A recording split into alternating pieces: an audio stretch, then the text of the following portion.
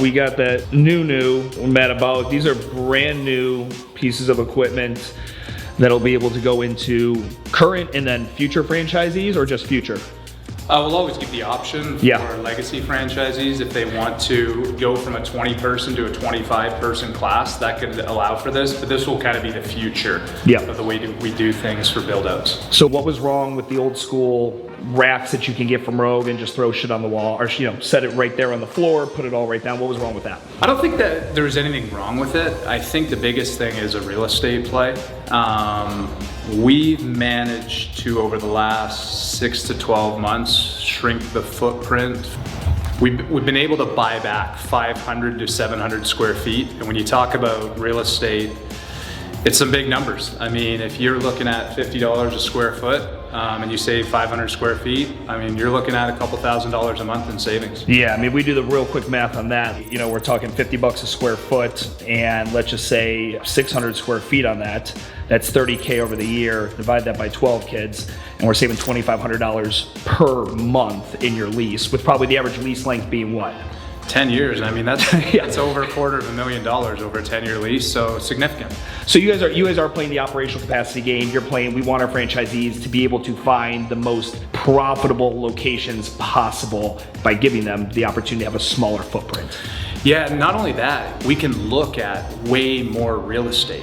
A lot of, how like a lot of real estates come in like 15 or 2,000 square foot bays. In the past, we needed like 3,000 square feet. Now we're looking at spaces that could be 2,500 square feet with a lean lobby and a 2,000 square foot training floor. So not only the operational capacity from your bottom line, but just being able to look at more real estate, and real estate's competitive right now. It's tough, so it's an important thing to have. So we'll talk about the prototype you guys originally fucked with, which is just essentially hacking together a bunch of Rogue pieces. But then you guys go ahead and you're able to work with BeaverFit here.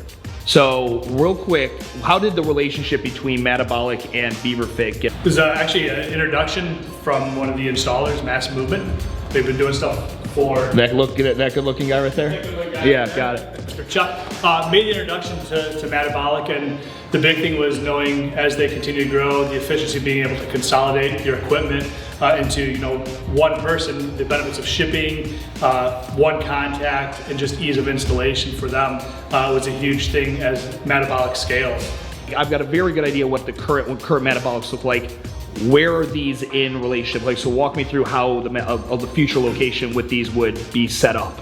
So there's two footprints that seem to really work well for us. It's either going to be like a bowling alley design, meaning long and narrow, or you have a square design where you kind of follow more of a clockwise pattern or counterclockwise pattern.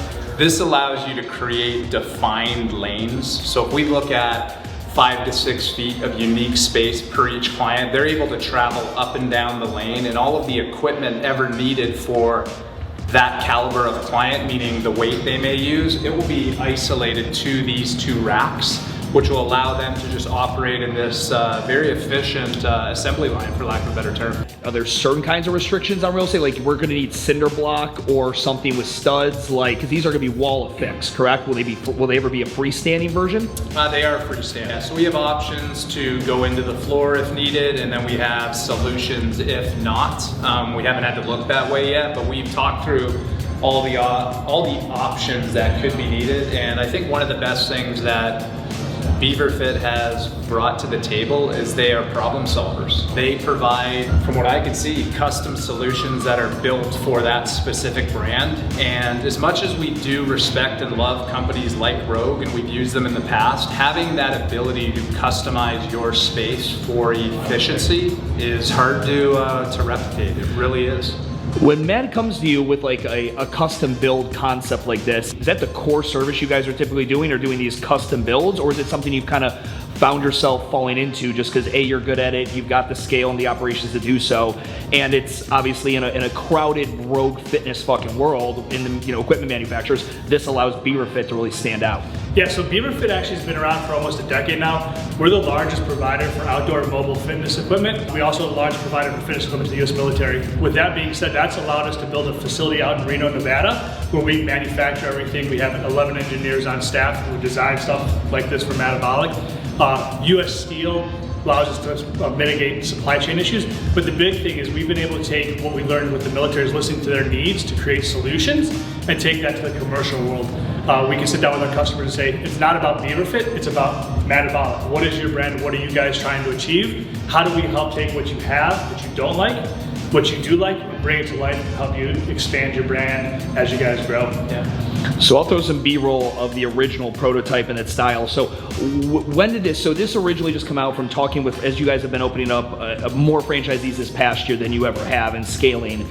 Did this essentially just come from the need of we need more real estate options, or was it also like a bit of an organization and aesthetic desire? You guys are just aesthetic branding monsters, right? I think it's a little bit of everything too. We are extremely confident in the product we put on the floor. With that being said, the people we have to compete with, they have deep pockets and they are putting out beautiful facilities. Whether I think we compete on what we may put on the floor, there's often times where you can lose in the lobby or you can lose based on aesthetics. And a lot of us came from the CrossFit world, and there was a point where chalk on the floors and no air conditioning had a cool factor to it. That day has passed, and the pop culture boutique fitness space that we compete in, it's good looking, it's pretty, it's clean. And I think this is very much competing with the future while also creating operational capacity in a very streamlined, systematic, structured look. And the thing I love about with you guys is the last time I was in here, we were looking at Climber and talking about that, right? And it's like, you guys are not afraid to play around in an area that may not work, but the idea is there because the end goal of making it the best experience possible for the client, but then ultimately even a great business proposition in case for the franchisee as well.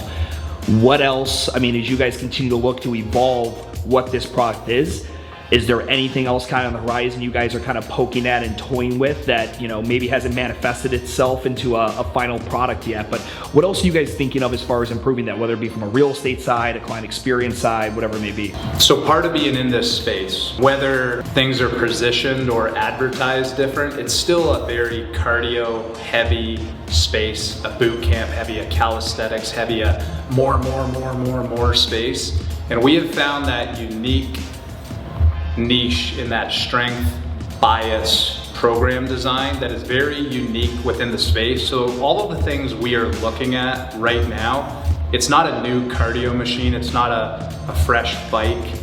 It is, what are some strength tools that you could add to the mix, and are they scalable? Do they deliver enough bang for the buck but not have that technicality side of a barbell? Like, how do you bring more strength into this pop culture fitness space that we live in that is dominated by cardio? We already have a grasp on owning that strength component, but as we evolve, it won't be adding more cardio, it'll be bringing more tools that deliver that strength bias stimulus we're looking for. Strength without complexity. Yeah, exactly. Very similar to this. Like if we were to look at this now and then go back to, well, you know, MADabolic franchise location number 7, you got to hang the bags separately on this side of the wall, and then you got to get racks to put that shit up over here.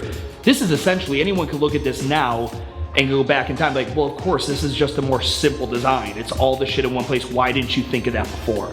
Why is it the simple shit always kind of goes over our head in the process of building the airplane as we fly it? Well, I think be ignorant to say a lot. You have to grow into your brand, right? A lot of this stuff isn't cheap.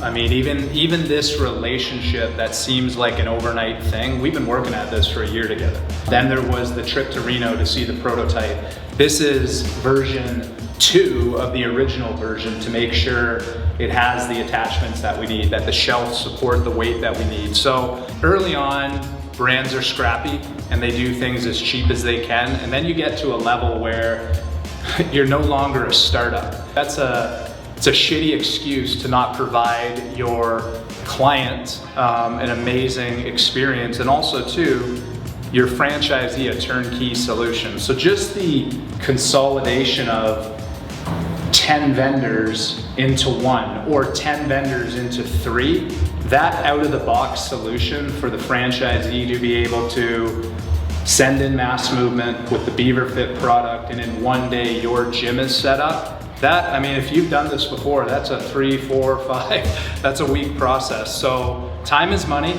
I know it's a cliche, but the quicker we can get people open, the quicker we can get people to a break-even point, and the smaller square footage we can take on while not compromising the product is that ever-evolving math equation that you have to keep investing in. You have to keep tweaking it, and you have to keep looking at it, because things aren't getting cheaper, that's for sure.